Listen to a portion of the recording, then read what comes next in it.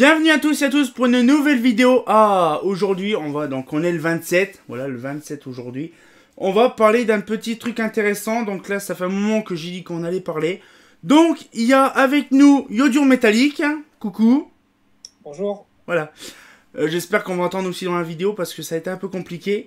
C'est pas possible.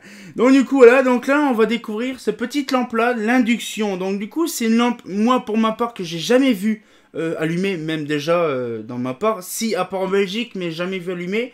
Donc du coup ça peut être, on va dire, c'est un truc inédit que je vais pouvoir voir dans ma vie. C'est une lampe s'allumer, je ne sais pas quelle couleur que ça va s'allumer, comme une BF ou j'en sais pas du tout.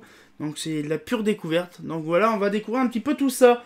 Donc voilà, donc j'en ai deux, hein, des comme ça coûte une blinde en plus ces lampes là, si vous savez. Donc du coup c'est pareil, je suis assis, je suis pas debout parce que là c'est spécial. Bon, c'est un peu compliqué, j'ai changé de setup comme j'ai dit dans le dernier coup, c'est un peu compliqué. Donc, alors on va parler un petit peu de la présentation d'une lampe justement pour induction. Alors, peux-tu m'expliquer un petit peu plus? C'est pour ça que je te fais appel à toi, à tes connaissances un peu d'électronique et tout ça, un petit peu plus poussé que moi, parce que moi je connais pas tout ça. Donc, peux-tu m'expliquer un petit peu tout ça? Ça peut être intéressant. Alors, une lampe à induction, en pratique, c'est un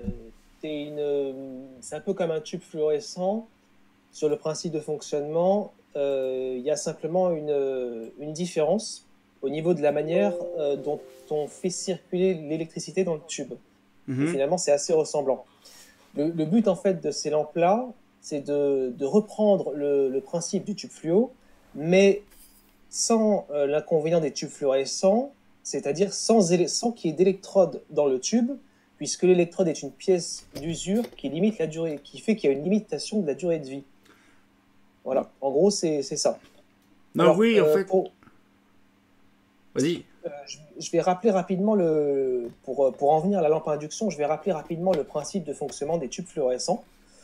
Donc T8 par exemple. Donc, dans un tube fluorescent, on a un mélange de gaz qui est composé de vapeur de mercure à basse pression et d'argon. Et dans ce tube, on fait passer du courant dans le mélange gazeux. Donc c'est un courant qui passe dans du gaz, c'est-à-dire sous la forme d'un arc électrique, un peu comme un éclair qu'on verrait dans le ciel. Et le courant est amené de l'extérieur jusqu'à l'intérieur du tube par ce qu'on appelle des électrodes qui sont situées aux extrémités. Et le fait de faire passer du courant dans le gaz du tube provoque l'émission d'un rayonnement ultraviolet, c'est-à-dire que les électrons du courant qui se cognent contre les atomes de mercure provoquent un rayonnement ultraviolet, et ensuite ces ultraviolets vont exciter la poudre fluorescente qui tapisse l'intérieur des tubes, et ça va produire de la lumière visible. Dans les lampes à induction, on utilise un principe ressemblant, c'est pour ça que les lampes à induction qu'on aperçoit sont également couvertes à l'intérieur de poudre fluorescente. Et on a aussi à l'intérieur un mélange gazeux qui va devoir produire un rayonnement ultraviolet pour exciter la poudre fluorescente. Mhm. La différence avec un tube, c'est que on n'a pas d'électrode dans une lampe à induction pour faire passer le courant dans le gaz. On va avoir un système d'antenne, donc extérieur à la lampe, qui va, en émettant un champ électromagnétique variable, provoquer la circulation d'un courant dans le gaz, ce qu'on appelle un courant induit. Et de cette façon-là, on va pouvoir obtenir un arc électrique dans le tube de la lampe à induction ou dans le globe, mais sans ces fameuses pièces d'usure que contiennent les tubes, qui sont les électrodes. D'où la grande durée de vie de ces lampes. Et justement, je voulais savoir, est-ce que la durée de vie de l'antenne a une limite ou pas? Alors c'est une question intéressante. En fait, pour l'antenne elle-même, je ne sais pas. Mais il faut savoir que disons que l'électricité qui est produite par cette antenne, elle ne provient pas directement du secteur. C'est-à-dire qu'on a un convertisseur, ce qu'on appelle vulgairement un ballast, enfin c'est plutôt une platine. On a un convertisseur entre le secteur et l'antenne pour adapter l'électricité du secteur à ce qui arrive dans l'antenne. Et effectivement, ce convertisseur-là, tout comme les ballasts électroniques et les drivers, ça contient de l'électronique de puissance, des composants, et c'est fragile. Et donc, cette partie-là, effectivement, est un élément qui limite la durée de vie des lampes, même si ce n'est pas dans la lampe elle-même. Ouais. Ah, en effet. Donc du coup, là on a un petit peu parlé un petit peu du détail, un peu du truc. Donc du coup, je vais un petit peu redire un peu. Donc on a parlé le principe de la lampe. Donc quand même, ça a été conçu à peu près et maîtrisé à partir du XXe siècle à peu près. Donc bien sûr, j'ai ma feuille là. Normalement, j'ai une feuille, mais là, j'ai mis mon écran. Donc du coup, ça utilise un générateur de haute fréquence. Donc là, on a parlé justement d'une antenne et tout ça. Donc là, bon, j'ai pas trop de détails à dire. Parce qu'en fait, j'avais préparé ma liste. Mais bon, c'est encore plus pratique quand il y a une bonne autre personne qui le dit. Donc l'histoire, c'est en 1991. Donc apparemment, c'est récent. Hein, donc la lampe induction, c'est récent. Et c'est Philips qui a connu la première lampe induction, donc pour le grand public. Donc là en 91, donc à peu près celle-là, on va dire là, celle-là. Et donc du coup, là, donc on a aussi en 94, GE qui conçoit la lampe Centura 80, donc comme on voit en photo. Hein, la R80, donc c'est similaire à la QL, on dirait plus une lampe réflecteur fluo-compacte qu'autre chose. Et en 98, Osram conçoit la Endura, nouveau procédé donc en circline. L'antenne est remplacée par 2 anneaux en ferrite. Donc, du coup, peux-tu m'expliquer le principe, par contre, de l'anneau ferrite, le principe d'une induction en circline? En fait, c'est ressemblant, c'est simplement la forme de l'antenne qui a changé. Le but, c'est toujours le même, c'est de provoquer, d'amener au niveau de la lampe, du tube, un champ électromagnétique variable qui va provoquer la circulation des électrons dans le gaz. Voilà, c'est toujours la même chose. Alors, on pourra faire, je pense, ça peut être intéressant, le parallèle avec le fonctionnement des plaques de cuisson à induction, puisque en fait, ça fonctionne sur le même principe. Oui, j'ai remarqué qu'en fait, donc pareil, si vous ne connaissez pas, bien sûr, quand on utilise une plaque d'induction, quand on veut mettre, par exemple, la machine elle est allumée, mais quand on veut mettre sa main, c'est froid. Et quand on met une pièce métallique comme une casserole, ça chauffe. Et donc, je suis sûr que tu es d'accord avec moi, c'est suite aux ondes électromagnétiques ou ouais, c'est l'électromagnétique, je pense. Alors moi, j'appelle ça un champ électromagnétique variable. Ok.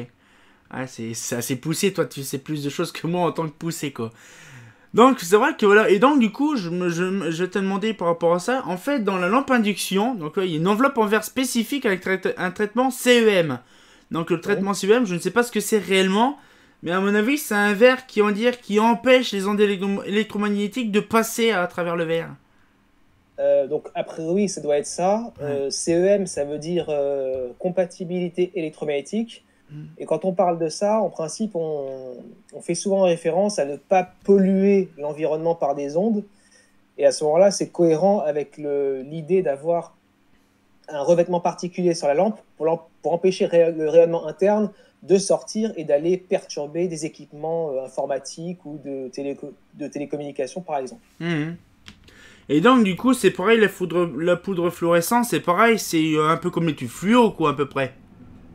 Alors, je sais pas, mais je connais pas la composition, mais on peut penser que c'est pas spécialement différent, d'autant plus que les indices de rendu des couleurs sont à peu près similaires de mémoire.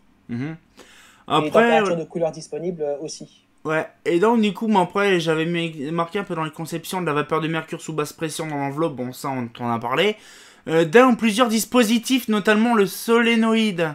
Donc ça c'est, on va dire, plutôt l'antenne, on va dire.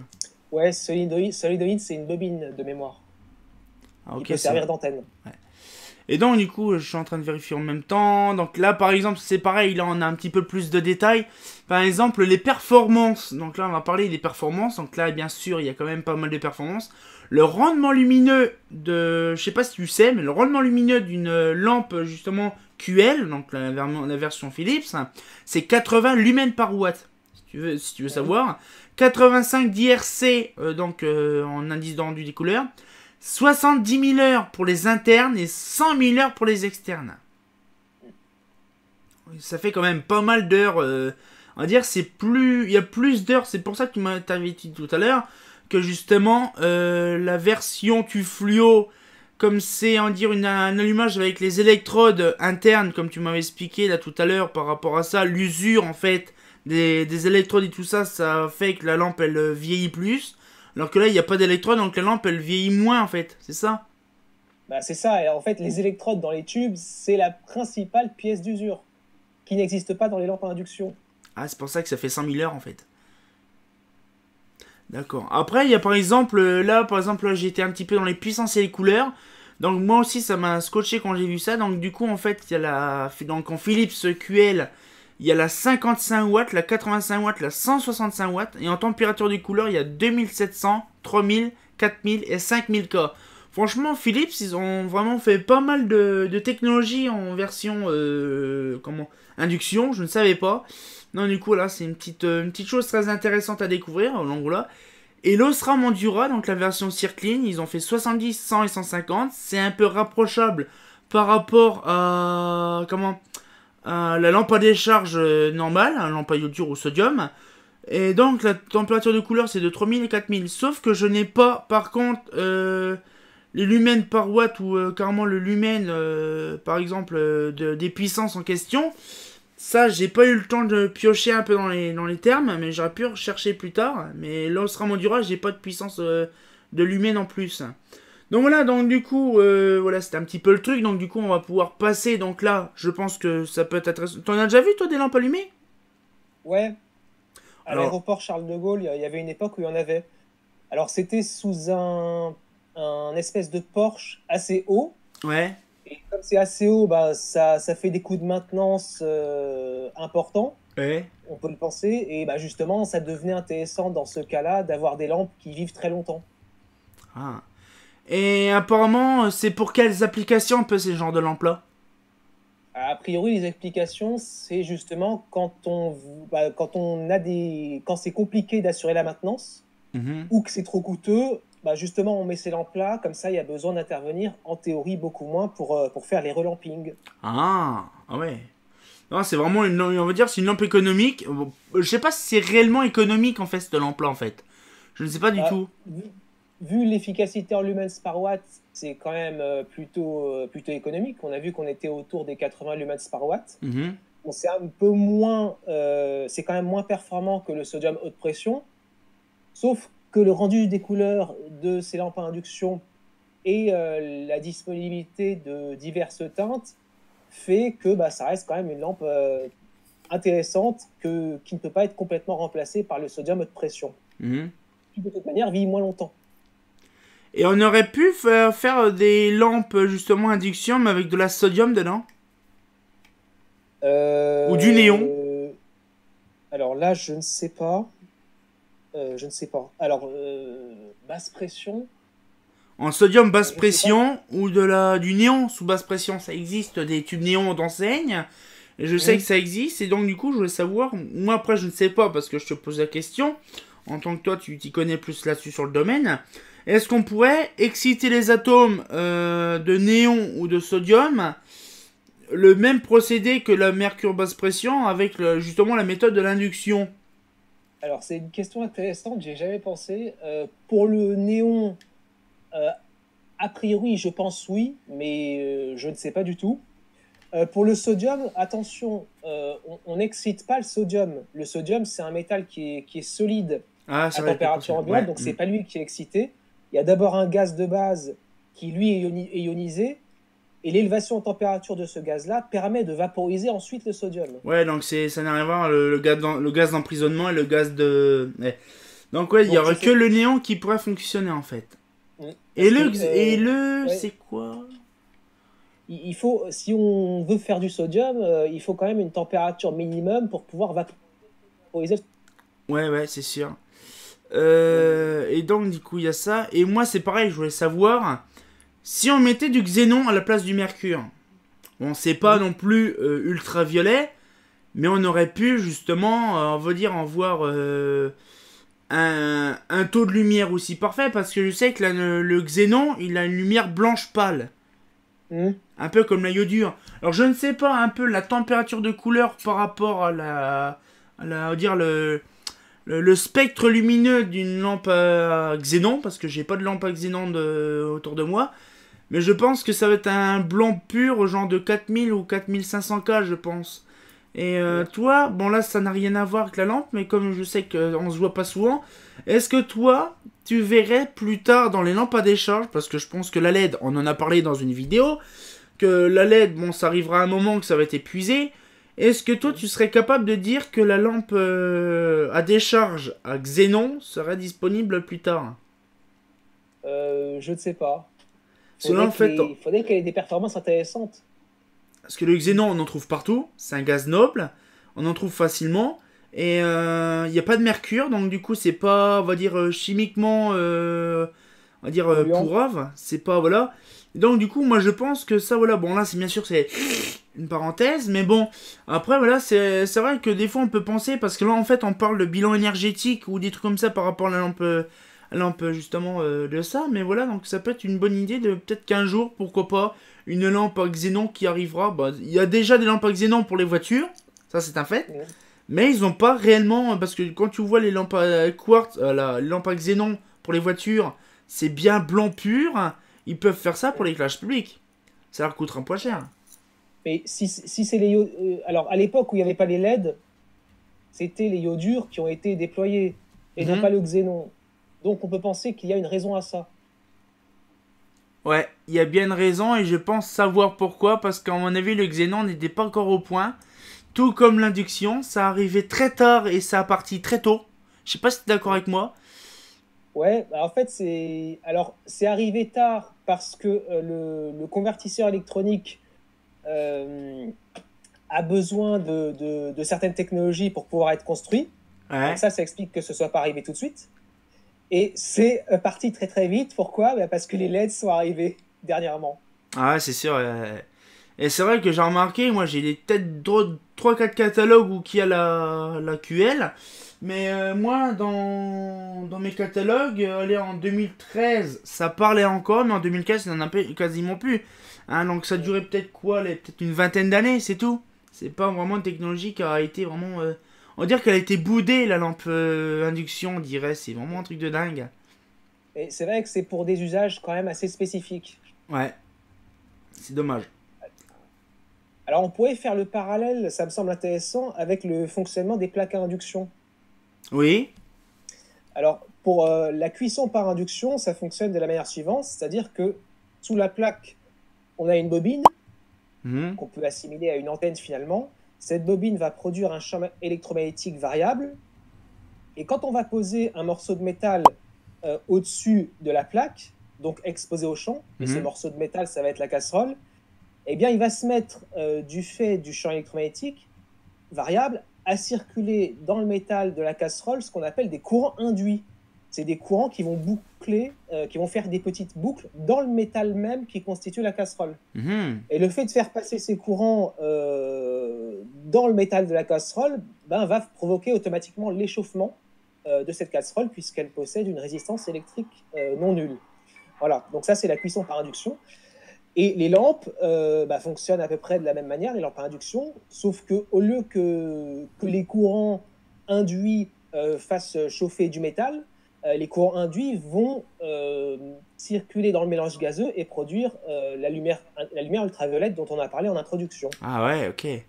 Et donc en fait, Donc c'est la même chose finalement. ouais, l'induction en fait c'est le même procédé qu'une casserole, sauf que là c'est la vapeur de mercure, comme le mercure c'est du métal, donc ça excite les atomes de métaux quoi en fait. En fait, bah, induction, ça porte le même nom en fait. Hein. Lampe à induction et cuisson par induction, la base est la même. Mhm. C'est simplement la matière finale qui reçoit le champ magnétique variable n'est pas la même. Dans le cas de la cuisson, c'est le métal de la casserole. Dans le cas de l'éclairage, c'est le mélange gazeux qui va s'ioniser. Ah ouais. Ah bah tiens, en parlant d'ionisé, alors je pense que tu vas être d'accord avec moi ou pas parce que je suis complètement perdu. On avait fait une vidéo par rapport à ça là-dessus, voilà, je pense que vous l'avez peut-être déjà vu. Mais on avait parlé du mercure, par exemple une lampe de mercure, comme on en a parlé.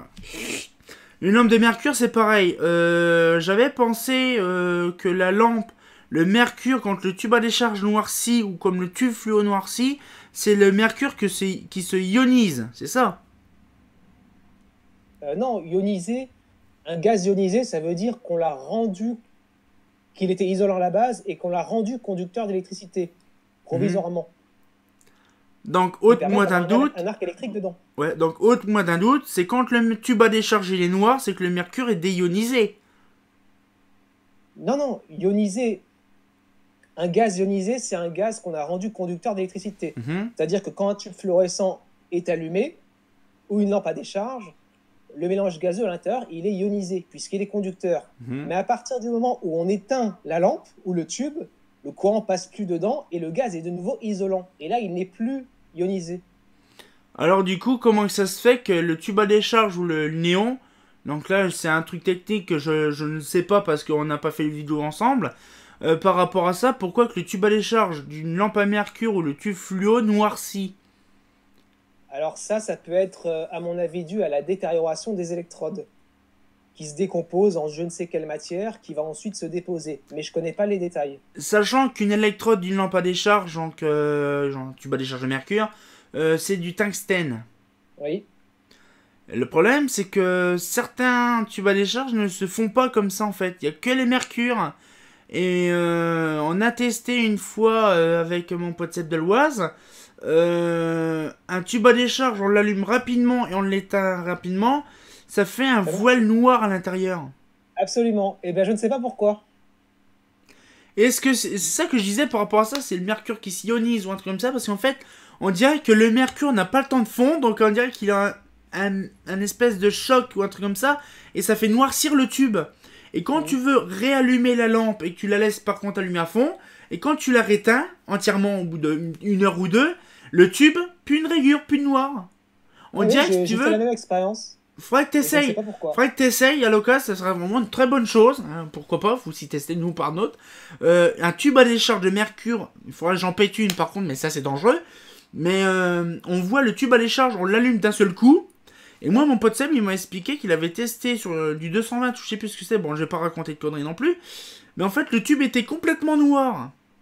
Vraiment, le truc complètement noir. Et quand il a voulu la redémarrer une deuxième fois, elle fonctionnait. Sauf qu'il l'a laissé allumer plus longtemps que prévu. Et quand il l'a éteint, il a regardé le tube à décharge, il était tout transparent. Mais moi, j'ai eu exactement le même résultat, mais avec une lampe à iodure à brûleur céramique. Ah, La même chose. donc il y a bien un truc chimique qui se passe donc par rapport au mercure. Parce que c'est bizarre, c'est qu'au mercure, parce que le sodium, j'ai jamais vu ça. À part si peut-être une ou deux fois, parce que c'est les premières générations. Mais voilà, c'est un truc aussi pareil qui est assez grand et tout ça. Mais je me posais la question, est-ce que c'est le mercure qui s'ionise ou qui se déionise par rapport à ça? Et comme tu m'expliquais que quand il y avait un champ électrique qui passait dedans, le métal avait une autre façon. Et donc je pense que quand tu fais ça et que tu l'éteins rapidement, je pense que le métal ou la mélange gazeux qui est dedans est très instable. Et donc du coup il se colle sur les parois. Parce que moi je sais que quand j'ai vu ça sur mon tufluo, mon petit tufluo que j'ai testé dans ma vidéo, on voyait le petit dépôt noir sur le côté, mais quand je la laisse allumer à fond, ah ben on voyait le dépôt noir se détacher, comme s'il fondait. Et après oui, on sur voyait les plus le tubes. dépôt noir. Oui, j'ai remarqué. Je sais pas, toi, donc, tu vois, si t'as remarqué, donc, tu vois, ça peut être un truc très intéressant à découvrir. Ça peut être un bon, même moi, de mon côté, ça peut être un bon sujet de vidéo, mais il me faut, on va dire, les caractéristiques de tout ça, ce sera vraiment intéressant. C'est très compliqué de s'informer là-dessus. Ah oui, c'est vrai que c'est compliqué. Bon, on va quand même passer un petit peu au test, quand même du truc, parce que moi, je voudrais bien voir comment que c'est, parce que voilà, ça fait à peu près une vingtaine de minutes qu'on tourne, hein. Donc du coup, on va passer bien sûr au test, et on va voir un peu ce que ça donne. Moi, par contre, je serai aussi un peu sur le cul de voir un peu la lampe. Donc à tout de suite. Nous voilà donc dans la petite vidéo, donc ça y est, nous étions un petit peu dans nos trucs. Bon, bien sûr, c'est des nouveaux setups, donc c'est un peu la merde à se mettre. Donc là, on va voir un petit peu donc la lampe en question. Franchement, je suis sur le cul. Alors, je ne sais pas si ça va siffler, si ça va, on va dire, vibrer. Je ne sais pas du tout. Franchement, là, c'est la pure découverte. Donc, on va un petit peu allumer ça. Donc, je ne sais pas si ça va me péter à la gueule. J'en sais rien. Franchement, je ne sais pas. C'est de la pure découverte. Donc là, donc, je vous le branche devant vous. Wow! Ça s'allume instantanément. C'est un truc de malade. C'est un truc de malade.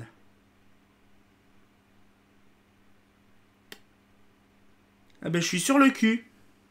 Par contre, il doit y avoir un temps de chauffe, je pense, pour arriver vraiment à fond, comme sur un tube. Ouais, je pense aussi, ouais. Mais alors là, je suis sur le cul. C'est la première fois que je vois une lampe à induction s'allumer devant moi. Logiquement, tu dois avoir un rendu à peu près similaire avec un tube si les poudres fluorescentes sont les mêmes. Moi, je pense que moi, la mienne, c'est du 830, du 3000K. Et moi, ce qui est impressionnant, c'est qu'on voit pas beaucoup l'onde électromagnétique, c'est les ondulations dans l'appareil photo. Hum. Et là, franchement, je suis sur le cul parce que c'est la première fois de ma vie que... Ça fait un moment que je les ai, ces lampes-là, mais je les ai jamais vus s'allumer. Donc on voit Pourquoi vraiment tu vois bien, des en ondes ou fait. pas? Hein? Tu vois des ondulations ou pas? En fait, dans l'appareil photo, on voit légèrement, en fait. Il n'y a pas beaucoup d'ondulation, en fait. Hum. Mais franchement, je suis sur le cul. En fait, c'est vraiment une lumière homogène. Il n'y a pas de plus ou de moins. C'est vraiment... Moi, c'est vraiment, tu vois, c'est... j'ai 30 ans. Nous sommes quand même le 27 là actuellement. Et je viens de découvrir un truc le plus what the fuck. C'est une lampe induction s'allumer. Et tu dois avoir un dégagement de chaleur? Je ne sais pas. Ah si, il y a de la chaleur. Ouais. Ah, il y a de la chaleur, en effet. Bah, si c'est 80 lumens par watt, c'est un peu moins performant qu'un tube fluorescent, donc c'est logique de sentir de la chaleur, des pertes en chaleur. Ouais. Puis ça fait aussi des ondes électromagnétiques. Pas comme un tube à fluo. Non, la chaleur de la décharge. Ah, oui, oui, c'est vrai, je suis con, ouais. Et de la poudre aussi. Parce Ah, que la ouais. poudre, elle chauffe. Putain, La je poudre suis... fluorescente chauffe. Là, c'est Parce que quand impressionnant on parce fait la qu'on essaie de distinguer où qu'il y a le tube à décharge, mais il n'y a pas de tube à décharge, en fait. C'est vraiment impressionnant. Je suis, alors là, impressionné sur le truc. C'est, voilà, c'est vraiment, là, je découvre. Puis ça, c'est un... Voilà, j'ai les yeux qui sont complètement blindés par la lumière. Mais franchement, je suis satisfait de cette lumière-là. Je suis sur le cul. Ça chauffe un peu. Bon, si, ça chauffe quand même un peu. Bon, je l'ai mis en vertical, mais c'est vraiment, on va dire, vraiment de qualité. On valide. Le couscous à jolique. Non, du coup, ouais, ça me fait plaisir d'avoir vu ça pour la première fois de ma vie. Donc voilà, donc il faut tout pour faire un monde, il faut tout essayer dans sa vie. Mais alors là, je suis hyper content d'avoir vu cette lampe-là. Là, du coup, on va pouvoir passer donc à la suite. À tout de suite. Voilà, donc moi, franchement, ça me plaît vraiment, cette lampe-là. Franchement, c'est une tuerie quand même. Donc moi, j'en ai deux. Donc là, c'est celle qui est désinstallée, l'autre est là. Et j'ai remarqué... Non, c'est vrai. Donc du coup, là, franchement, j'espère que vous, ça vous a plu, cette version de lampe-là. Surtout, Yodium Metallic, moi, ça me fait vraiment plaisir que tu m'apprennes des choses, parce qu'il y a plein de choses que tu m'as appris là-dessus. Hein, c'est dingue. Et moi, franchement, moi, la lampe induction, moi, je pensais pas réellement... Ça fait peut-être depuis 2012 que j'ai ces lampes-là. Et j'ai jamais eu l'occasion de les allumer. Donc, je peux te dire que c'est... Pour moi, pour ma part, c'est une fierté d'allumer des lampes comme ça. Donc voilà, donc je sais pas si toi t'as un petit mot à dire là-dessus par rapport à ça, l'induction. Je voudrais rajouter quelque chose. Il est intéressant de remarquer que depuis l'arrivée des LED, ces lampes-là ont été complètement éradiquées. Ouais. On les vend plus. Le principal intérêt des lampes à induction, c'était leur durée de vie très importante, comme on l'a dit. Sauf que les LED par construction, alors je parle des LED, je parle pas de leur alimentation électrique qui est associée, c'est un autre sujet. Les LED elles-mêmes, en théorie, peuvent surpasser en durée de vie les inductions. Donc ça rend tout de suite l'induction inintéressante. Et également, l'équipement permettant d'alimenter la lampe à induction, c'est-à-dire le convertisseur plus l'antenne, c'est quand même quelque chose de plus complexe et donc de plus coûteux que le fameux driver qui alimente les LED. Donc, c'est aussi une des raisons qui fait que la lampe à induction est rendue moins intéressante et moins intéressante par rapport au LED. De même que sur la question de l'efficacité lumineuse, donc les fameux lumens par watt, on a vu qu'on était à 80 tout à l'heure. Aujourd'hui, on a des LED qui atteignent 160 lumens par watt et ça va, je pense, continuer à augmenter. Ah ouais. Donc on voit bien que sur plusieurs points, l'induction elle s'est fait complètement dépasser par les LED et c'est pour ça qu'elle a été complètement éradiquée du marché. Et également, les LED sont disponibles avec des indices de rendu des couleurs plus élevés que les systèmes à induction et donc en fait on se rend compte que sur tous les points, le coût, l'efficacité, le rendu des couleurs, et bien que les lampes à induction du fait de l'arrivée des LED n'avaient plus de raison d'être fabriquées. Surtout que c'était quand même un produit assez complexe. Et justement, pour sa complexité, c'est quoi en fait qui est dans le driver, dans l'alimentation, il y a quoi vraiment de spécifique par rapport à un driver de LED en fait? Il y a un composé, un transfo, un machin, parce que je vois que c'est marqué carrément haute tension, machin. Donc il y a vraiment... je pense qu'il y a un truc comme ça du genre qui... Je sais pas, il y a quoi qui fait que c'est aussi rare et tout ça? Alors en fait, c'est pas forcément spécialement rare, mais en fait, convertir le secteur 230 volts en alternatif haute fréquence pour la lampe à induction, ça demande un montage électronique avec plus de composants, et qui est plus complexe et qui est forcément plus coûteux. Mhm. Alors que convertir le même secteur en courant continu pour alimenter des LED, c'est une technologie de montage qui est quand même plus simple, qui demande moins de pièces et donc qui est forcément moins coûteuse. Voilà. En gros, c'est pas que l'induction nécessite des pièces spécialement rares, mais c'est que l'induction nécessite un montage plus complexe avec plus de composants. Et en plus, il y a cette fameuse antenne. Donc il y a toujours des pièces qui se rajoutent et qui augmentent le coût finalement. Ah ouais, ouais, c'est vraiment, voilà, ouais. Mm. Bah, tu sais quand même que là, je viens de m'apercevoir un truc. C'est que depuis que je l'ai allumé, j'ai mal au crâne. Ah. Donc, à mon avis, il y a quand même des fuites, des ondes ou un truc comme ça qui fait que j'ai mal aux yeux, j'ai mal au crâne. Ah, mais il est possible que. Alors, j'avais pas pensé à ça, mais il est possible qu'il y ait des fuites électromagnétiques de la part de ces lampes, malgré la protection du verre spécial dont on a parlé tout à Mhm. l'heure, et que ça perturbe l'environnement. Il est possible éventuellement que ce soit une des raisons qui est favorisé le fait qu'on les éradique du marché. Ah, Parce ouais. qu'avec les LED, on n'a pas ce problème-là. On ne crée pas d'onde avec une LED. Mhm. Ah, c'est vrai que... Mais moi, par Alors, contre, en parlant d'ondes de LED, il y avait les premiers luminaires LED, il a envoyé les ondes. mais je pense que c'est incomparable. Mhm. Ondulation lumineuse et rayonnement électromagnétique. Ouais, je pense, ouais. Mhm. Moi, Je voulais franchement, rajouter un j'ai... dernier, Vas-y. je voulais rajouter un dernier mot, mais j'ai Vas-y. malheureusement oublié le sujet. C'était sur l'induction, bien sûr. Un dernier point, je m'en souviens pas. Je Bon, en parlais recherche, je vais d'électricité un sur le petit fil. peu mettre un peu du blanc. Franchement, moi, pour ma part, ça m'a fait vraiment plaisir de vous avoir fait découvrir un petit peu ce lampe-là, parce que là, c'est assez complexe quand même, parce que là, on a fait quand même toutes les lampes, hein, parce que là, actuellement, on a fait toutes les lampes de l'éclairage public en question. Bon, les lampes incandescentes, on n'a pas besoin de détailler ce que c'est, on a tous déjà vu une lampe à décharge, une lampe incandescente. Mais voilà, j'ai voulu vous faire partager dans ce petit format de vidéo, donc la BF, la sodium, la iodure, on a vu pas mal de choses. La Ça m'est LED, revenu. oui. Ça m'est revenu, excuse-moi de te couper. Vas-y. Euh, il ne faut pas oublier que les lampes à induction, habituellement, c'est quand même quelque chose qui est prévu pour être installé assez à distance des gens. C'est pas faux. Bon.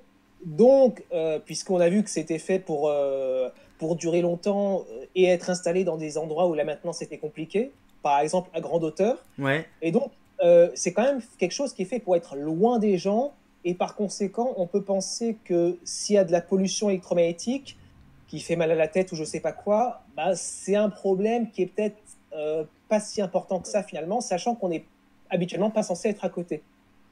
Ouais. Donc, Je ne sais pas, c'est ouais, une je ne question. sais pas, mais c'est vraiment, ouais, ça peut être une bonne idée par rapport à ça, ouais.